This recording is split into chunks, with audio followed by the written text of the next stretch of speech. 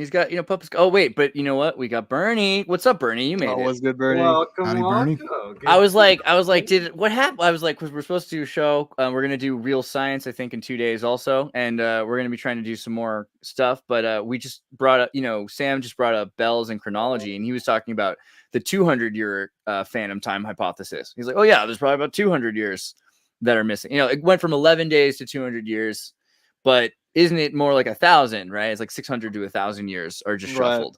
The first There's millennium. just so much missing and so much that's been tampered with. It's hard to tell, right? There's like 11 years here, 2000 there, reset here, Young Dryas event there. Right. Missing Tartaria, missing Atlantis, missing Lemuria. There's the Anunnaki. There's so much that I feel like the easiest way is you use the Anatol Lifomenko chronology, because he's got event by event. So you can be like, okay, well, this is 12 events, and here are another 12 events that have the same, like this happened January 11th and it ended March 15th. And then this event happened April 15th and ended July 6th. And like, they're all the same dates. 12 events in a row, either 12 kings' birthdays and death days, or 12 battles that happened like 4 years and 6 days apart, or something like that. And so once you start seeing that there are just repeats of stories where they've said, okay, well, this happened in the 600s, but then they have the same story happen in the 1600s, and now it's happened to the Catholic Church instead of to the Gnostic, Bogomils, or it's happened to the Muslims instead of to the Jews, or it's happened. So it's like the same story, though. We've got the same story repeating over and over again. And same with the Zoroastrians, with a lot of Greek mythology, with the Vedic, even with Norse mythology. They all seem to have these underlying repeating base traditions and repeating storylines. It's quite fascinating the more you look into it. We could go back to the turkey thing, because that's interesting. But I also wanted to add...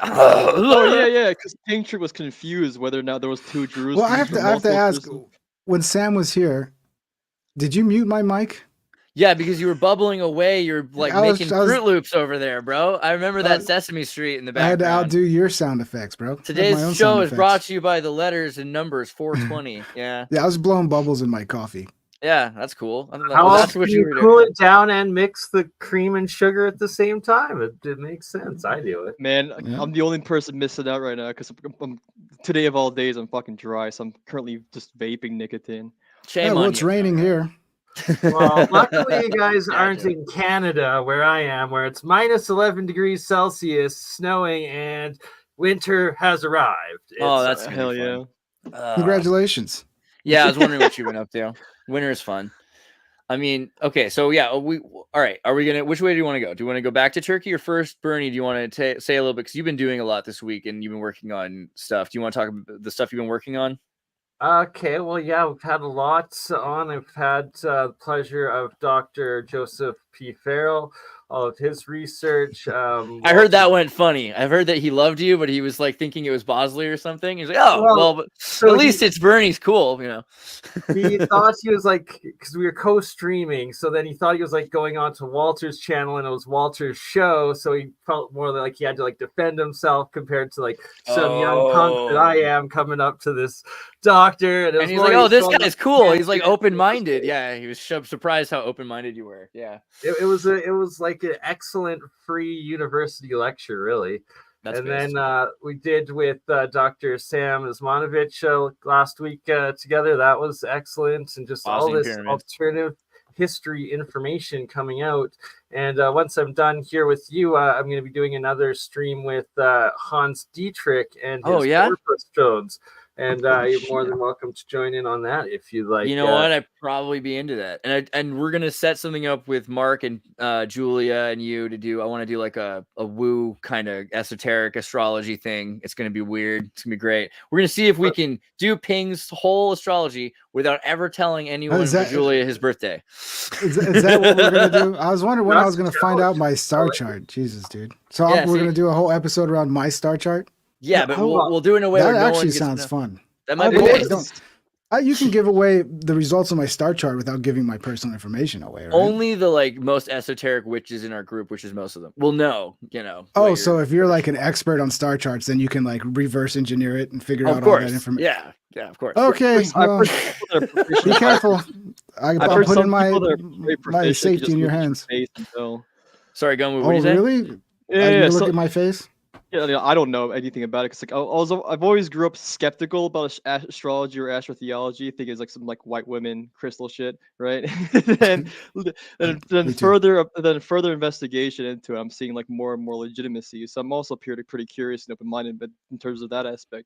What I find creepy is when you read like your sign. Like I'm an Aquarius. If you read, it's like, damn. He's an Aquarius. That's pretty well. I mean that just means I was born in January. I mean, there's still 30 other days. Oh, it's all doxed now. No, right. No, but yeah, no. But when you read like when they write a description of like what an Aquarius is like, but I'm also skeptical. Like, are they just throwing a lot out there and obviously something's gonna stick? Yeah. Yeah, but you're like a late or early. Are you more like a Capricorn? Or like early January? Oh, so now you're really trying to like, I mean, Aquarius starts January 20th, so that should answer your question. My issue is my skepticism comes from the calendar stuff, right? The amount of like, especially if you consider the flamenco timeline, the Islamic calendar, whatever, like the amount of timeline psyops that we've been through. How can we get an accurate reading at all? Well, so this is what I'm going to give from my alchemical experience. And Gunwoo, like you, when I was younger, I was extremely skeptical of astrology. I was like, what is this woo? But I too dated a bunch of girls. From physics point of view, the largest forces that are acting upon any, like the bodies of mass within our physical reality, are the planets and the stars, the gravity and their ELM fields on each other. So their placements of where they are, and just the time, that's the largest possible gravitational and electromagnetic force movements. Right. So what's to say? Who knows what's actually it'd be more ridiculous, but there's something to it. I'm sorry. It would be more ridiculous to say that there was no effect of mass than to say that we completely understand that effect, right? Like that's actually to believe there was no effect is weirder than to say that astrology exists, I think is the point. But also let's look at genetics. Okay. So you got a bunch of people that voodoo economics, like they believe in something, and this is superstitions for thousands of years. You'll have people that believe if you're born in January, you should marry someone in March. There's like spinsters, and you got people not even making their own choices. You got parents assigning from birth. Oh, this kid was born a Pisces, he should marry a Virgo or whatever the heck they decide. So eventually you've got epigenetic responses to being born at certain times of year, and even to socially, like the way you're treated because they expect of you a certain way. All the way into the 19th century, 20th century, we have astrology. You have one astrologer for New York City, and a million people are all basing their day and what they're doing on what they're told to by a single person. Like, so eventually it doesn't matter what's real, because now this, even if the star, I was going to say real quickly, even if the stars all move, right, and they're no longer in the place they were, because genetically we've evolved to this point where we are Aquarius in January, right? Or February. It has nothing to do. It could literally just be a response of epigenetics also. Sorry, go ahead, Bernie. The mass effects of it, right? That you're programming so many people to think a certain way each time, that it's just has that effect. The term's slipping my mind, but another point of it with the alchemical aspect of astrology and how the alchemists put silver to the moon, and then my experiments with making monoatomic silver, and that the rate of monoatomic silver being produced is actually correlates to the cycle of the moon. On an empty moon, barely any is made. On a full moon, a bunch is made. When I was doing it during super moons, it would completely fill the container. I did one experiment on the Alien Scientist channel where I plugged it in on a full moon right before the eclipse happened, before a lunar eclipse, and it was producing a whole bunch. And then as the eclipse blocked out the moon, it literally stopped making the monoatomics on the live experiment until the eclipse had passed, and then it started making it again. And then from the moon being associated with silver, the way the alchemists labeled that, I decided to try gold, because they labeled gold with the sun. And sure enough, now it seems that it makes the monoatomic gold during the day while the sun is out. It makes it normally. And then as soon as the sun sets, it starts making black monoatomic stuff instead of the pure white stuff. So holy shit. Once again, so that's two heavenly bodies that the alchemists tied these metal elements to, that I've directly correlated through experiments to their actual cycles above. And that's what really has me fascinated in astrology, of the powers that could come from it.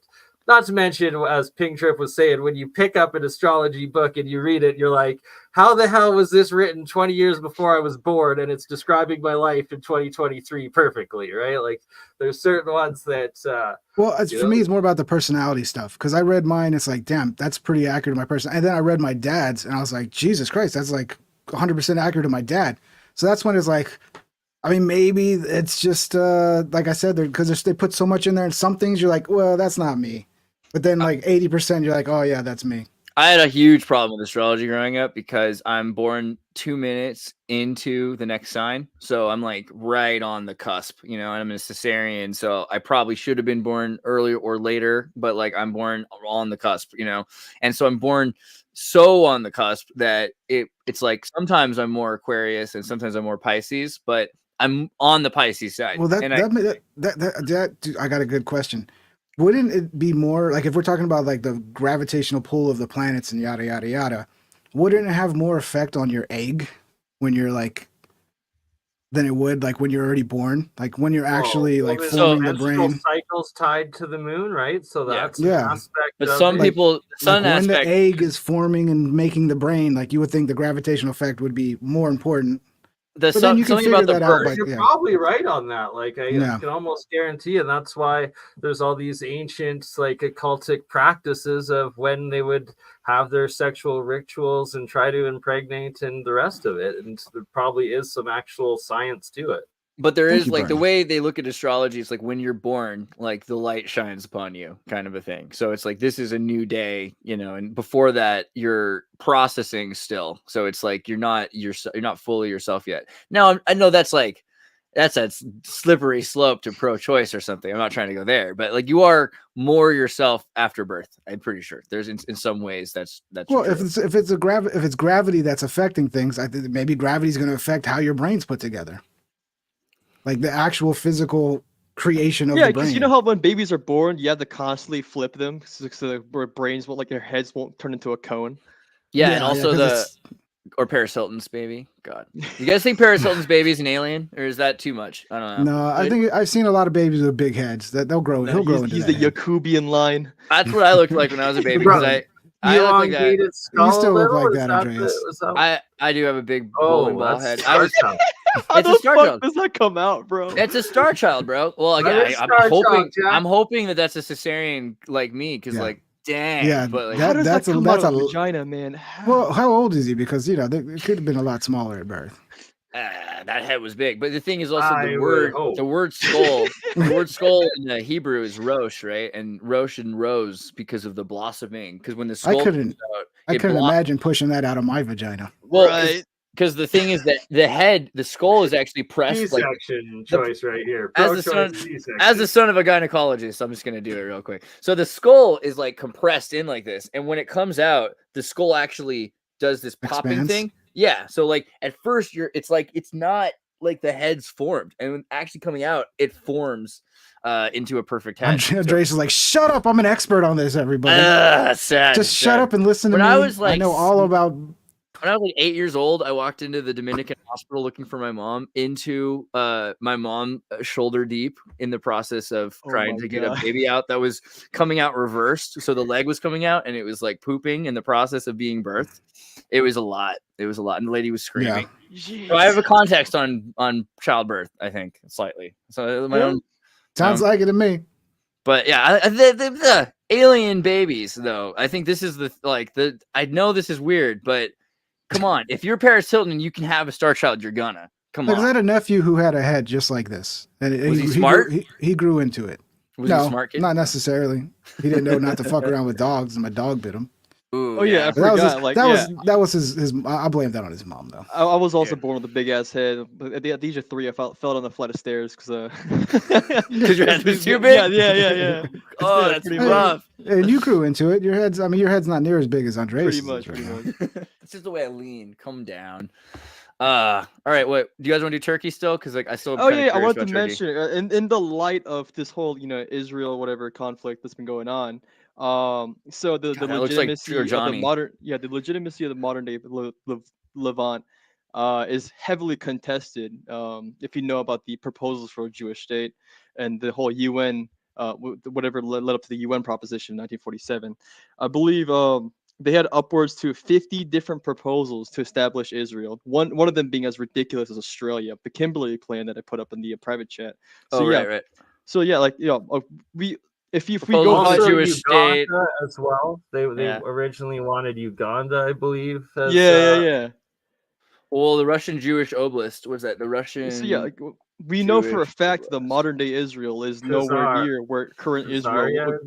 Yeah, where the old Israel the was. Russians tried to build a Soviet Israel, and it was out in the middle of nowhere. Yeah, this is the Right. flag It's of the not that Jewish there was Autonomous Oblast, by the way. Did you know that the rainbow flag didn't used to be? Yeah, this is the flag of the Jewish Autonomous Oblast. This is the Israeli flag, the Soviet Israeli flag. Dude, how much better would the world be if they built Israel in like the middle of the Siberian forest? Like nobody They would did. be fighting them. Nobody would be freaking fighting them for did. that land. They They'd be literally like, oh no, were. you have it. No, don't worry. They literally There's, did. you know, Yeah. Oh, crazy. right I mean, next to China yeah. and Mongolia too. Yeah. Eh? Yeah. So like where the Tartar Chinese. Yeah, the Manchuria, Vladivostok area. Yeah. Yeah. It's I mean, so like a place where they're genetically are actually Ashkenazis from. It's interesting. Yeah.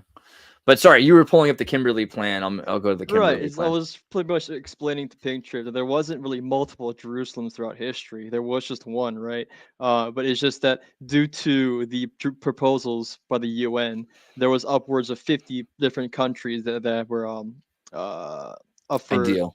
Yeah, right. And it's even being in Japan at one point. Yeah, we're talking about after World War II. Right. Yeah.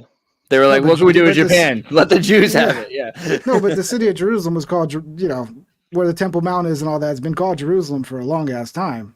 Well, it was Like, called when Canaan, did it- it was called It was called- Palestine. it was Isis called- Ra Elohim, which is Yeah, a but it was still the triad. city of Jerusalem in No, Palestine. it was called Jerusalem after 47. Originally, it was called Quds.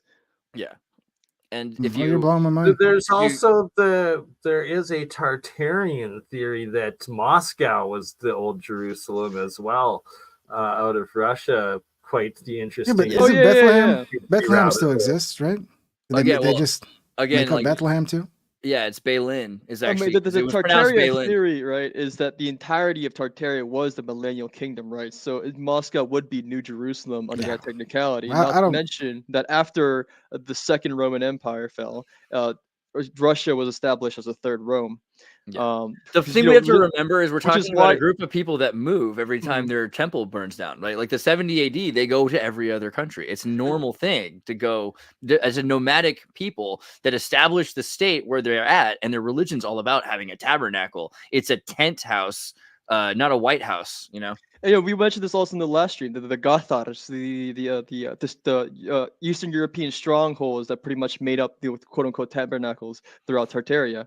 Not to mention a lot of people don't make this connection at all. The connection between Caesar and Tsar, right? It's Right, Caesar, Tsar. right? Yeah. TS is S, and then R, then Caesar, And Kaiser. Yeah. Yeah. So so if you look at Europe in the 11th century during the Crusades, like all of the effort that's to kill everyone and erase all the books, instead of looking at the Dark Ages as like, oh, well, they were just a bunch of ignorant people who had no books. Like, well, why were they ignorant, or why didn't they have books? Because they were forced to learn a new language. Right. They're forced to get rid of everything they had. So it's like we're thinking of a dark age because we can't imagine what that darkness was filled with, which was light. You know, there's like constantly education and intellectual study. And, well, just genocide and resets by the victor. History is written by the victor, and everyone who's lost all the battles, all that history has been wiped out. And A prime example is what the Jesuit order and the conquistadors did to the Mayan, Olmec, Aztec, and what do they call them? The Inca, claiming that they didn't even have a written language or didn't have documented texts or anything of the sort, and yet taught that in universities up until the 80s or early 90s. And then it came out that no, they actually had just a ridiculous vast wealth of knowledge of these beads, like reed style book accounting keeping and all this stuff, and that it was all burnt, trashed, and destroyed when they were conquered by the conquistadors. Let's think about the, in terms of the hidden Christians and the conquistadors on that level. Mark, what does this symbol remind you of? When you see this symbol, what would you think the symbol meant? Kind of looks like a I mean, I could see the Christianity resemblance, but it kind of looks like a dude like kind of doing this but with his middle finger up too, which that's super based. I'm glad you went there, but the Christianity resemblance is a pretty good one. The point is it looks kind of like a cross on a hill, 3 crosses maybe. By the way, you guys know I'm not a Tartaria guy, so I'm saying like something that's from all Tartaria, better. like that's all that's better. why he likes me, because I don't believe half of the shit he talks about. So I'm the skeptic. Exactly. And I was heavy into the Tartaria. Now this is a symbol for Muhammad. It's like just extremist. And when I refer to Tartaria, the area I'm referring to specifically is in the Siberia, East Asia, Northeast Asia area specifically, and that's it. That's all. I do like the revision history. Look at the symbol for Muhammad. You'd think that this would be a symbol for Christianity. You've got a lot of these symbols that are kind of hidden in Christianity. Here's like, we're talking about Jesus being crucified in Jerusalem. There's a few other pictures. Let me see if I can find the, here's, these are the Alpha and Omega symbol for, Allah. Where's the one though that's like in Jerusalem, the painting of him? Oh yeah. That's actually like that shows that it's in Turkey. So all the original pictures, or all the original pictures of Christ, like all the paintings we have, like they show him in Turkey. You often see the Beset River? No, the Turkish canal there. What I just pulled up, it said the Ottoman Empire took over Jerusalem in 1516. So there was a period of time where Turkey ruled Jerusalem. Yes, and I mean, according to Google. Yeah, and there's a time. You didn't miss the super chat, did you? Oh, there's a super chat. Yeah, from Stephen Cowan. Oh, we love you, Stephen. Good thing I watched the chat. Jesus. Paying attention. Stephen Cowan. Tsar's law was to cut live babies from dead mothers. Yeah, that's true. But also, like Solomon's law was like to cut babies in half. So, kind of a similar thing in its own way, I think. Yeah, I mean, so the idea of Jesus being crucified in a metropolitan is different. The idea of Jesus having access to the world, I mean, we have to start to figure out what is true. Like the idea of Christ being a caveman surrounded by Flintstones is not true. And are we ever going to figure out what's true though? Is it even possible? There's a lot. It's like, a lot of people have historicity of Yeshua, and it vibes not well with Christians. So they're like, oh, well, we'll just continue to believe what we believe. But the idea that Jesus was brought out of Jerusalem to whatever that is, whether it's Turkey or you're talking about the desert of Canaan, to Alexandria in Egypt, right? He's raised regardless, not in Turkey or in Israel or whatever, Palestine. He's raised in Egypt, in Alexandria, at the turning points of the Silk Road. He's constantly dealing with tradespeople because of his father. He's dealing with people that are merchants that are buying stuff in Alexandria in Egypt because his dad's making. So in other words, he's meeting, and he's always at the temple. He's seeing rabbis, he's seeing gurus, he's seeing people that are coming through from all different walks of life. His background's far more interesting and eclectic. And the idea of just like, oh, well, it's not in the Bible, like we erased 13 years to 30 years. That's not okay. Like you don't just go from before his bar mitzvah to he's in the desert fighting the devil like Vishnu. Like you can't just like skip all that stuff without being, there's more to it. And the more we look into it, the more you see why it's hidden, is because the context reveals so much about what you're supposed to do with your life. You're supposed to fight against injustice. Life is worth dying for. This is a problem that we've developed since September 11th. People are like, oh, well, security is worth sacrificing freedom for. No, life is worth sacrificing for freedom. I mean, these are the kinds of issues that I think most people are like, they're like uncomfortable to even acknowledge anymore. But it used to be just guttural logic to know. I mean, I think that's what we're missing by trying to bastardize and transmute the true history into something that's like, okay, well, you're the first one to ever think of these thoughts. So don't worry, you don't have to study. Buy this car now. That's how it feels all the time to me. And so we need to be reflective. History's kind of hard though, dude, because it's, the further back you go, there's so much history that we're never going to actually know what really happened, because we have just a base of like knowledge that's been passed down, and who knows how accurate that knowledge even is in the first place. And you're only ever going to get a small piece of the story. So all you can really do is try to extrapolate, which it's just a guessing game. So I don't know. We're never really going to know. Yeah, it's a guessing game until you have like out of place cultures like Korea, for example, corroborating all these like weird stories that should have no connection to like, anomalous corroboration helps, I think. And yeah, also, but still, how much of the whole picture are you getting?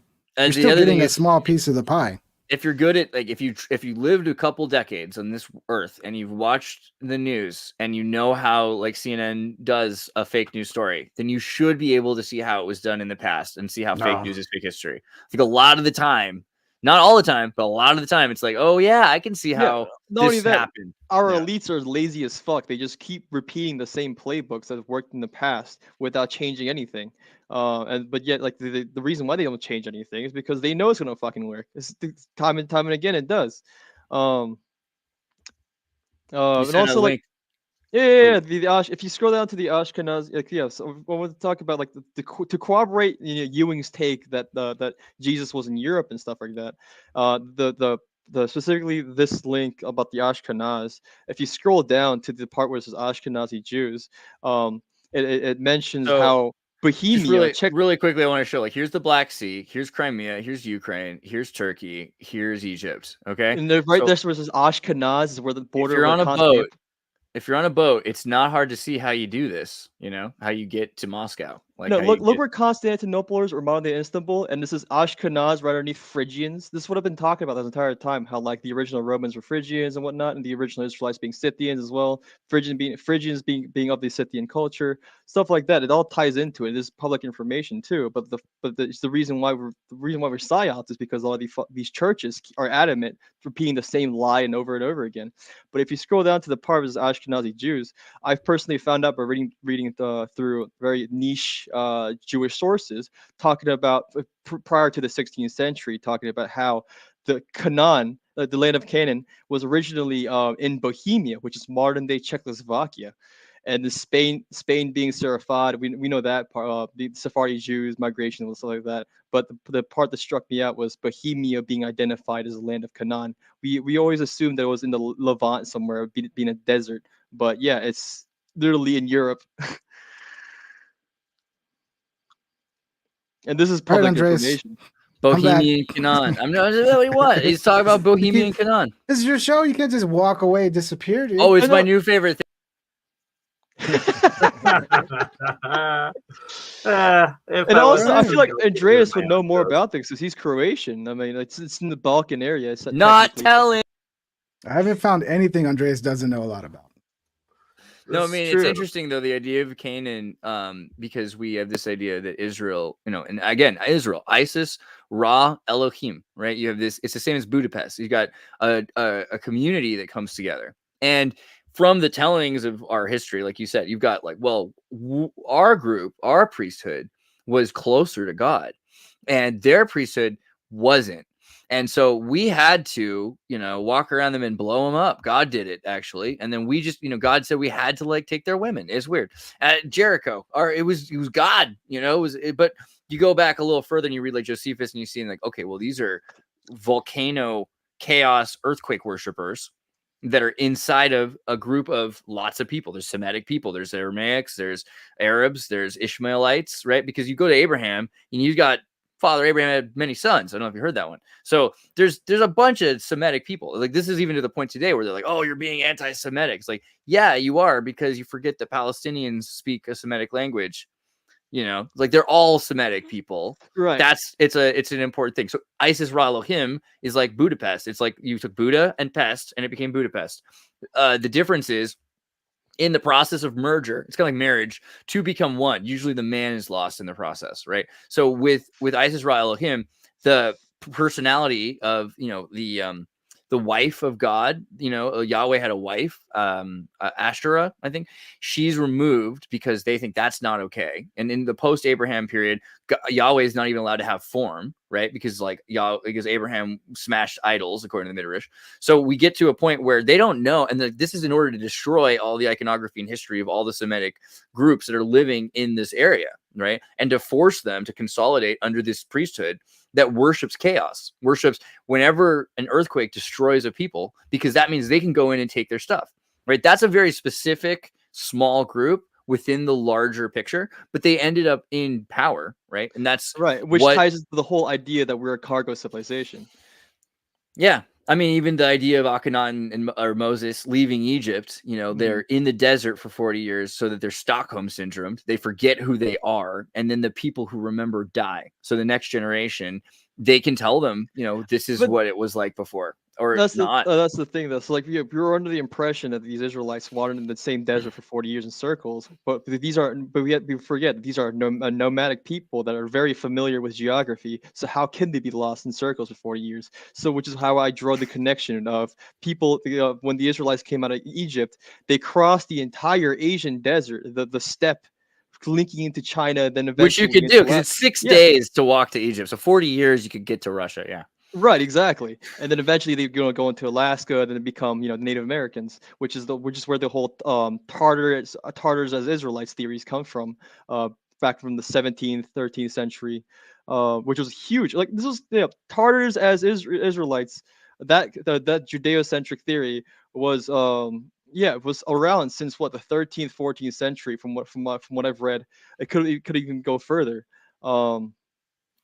But yeah, these are the Kai Feng Jews. But like, and people completely neglect this, which is how we have this idea that the Jewish people were the original Israelites rather than the Indo-Europeans being the original Israelites. This is where the whole psyop comes from after post 1947. Not to mention the whole, I was going to mention this earlier with the whole ties with the Nestorian Christianity and the Kakure Christians in Japan.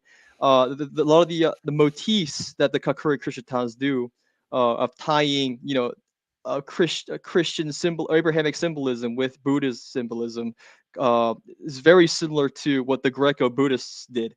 So there's that, you know, that cultural land bridge, that tying it from Greece to Asia to Central, you know, Asia to Japan eventually. So yeah, and then we have all this corroborating anomalous information, which is how we conform a bigger picture. Yeah, I think. Am I muted? No, good. I was thinking about the Druze again, because this idea of like, you know, you're talking about genetic line, Christ having family, that there's people that are just like, he's descended from a line. So that would mean that there's others in his line, even if he doesn't have kids, but there's, you know, this idea there.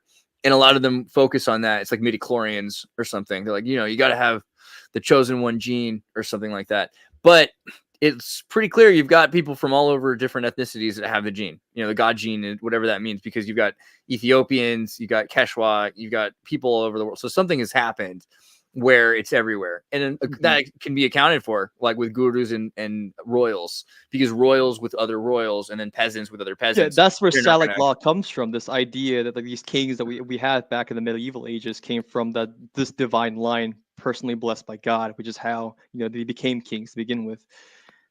This is leaving me more interested in Turan and Iranian Persian history, Sassanid history, because the idea of like Sanskrit and Vishnu and all the Hindu stuff coming out of Persia. I mean, if everything comes out of Persia, if Islam comes out of Persia, Hinduism comes out of Persia, Manichaeism, Buddhism, and really, in a sense, because of that Christianity, it's the 12 tribes, Lord, bro. It's and also King Trip's like, this did not make me start thinking about Turanian Empire in Persia. I don't know what the fuck y'all are talking about. The Terrajonic Combi-Dosis regime of. So what the fuck are we talking about? All right, I don't know what the fuck. you Y'all talk act about like we church- understand this shit you're saying. Like, I don't know what is that. You have to define what the hell that is. You can't just give me this big word. The pterogenic regime is like what? What's the pterogenic regime? Here's Iran. Whatever word you said, I couldn't even process it. It was Here's Iran. so foreign right to here. me.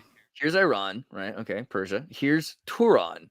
Okay, Turan is bigger. At one point, even included parts of Persia, and arguably was more important than a state because it was a culture.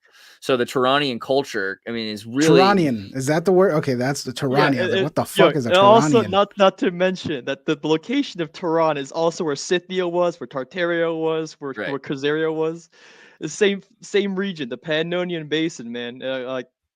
That is where the whole 12 tribe stuff comes from, and which ties into the whole Phrygian. So Turan is Iran, which is Tartaria, which is modern day. It's where modern day Iran is at. Yeah.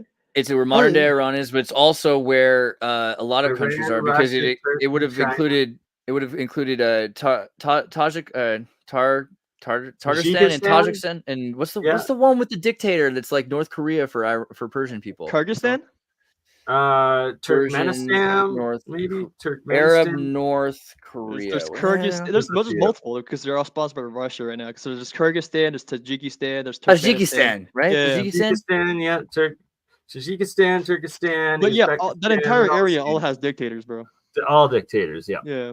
Yeah, but Emomali Ramon, yeah, dude, no, you got to look into Kazakhstan. Oh yeah, dude, that dude for sure. Tajikistan is wild. Yeah. Tajikistan is a wild, weird place with like all. Look at that guy's eyebrows. You got gold. He looks as communist as they come. They have 24-karat gold statues of the guy. He made his own book. He's doing things. You know what I mean? Like it's smart. Like he's like a green little. Bible they have to psyop that area so hard to cover up for Scythia, bro. Like I mean, it's inevitable.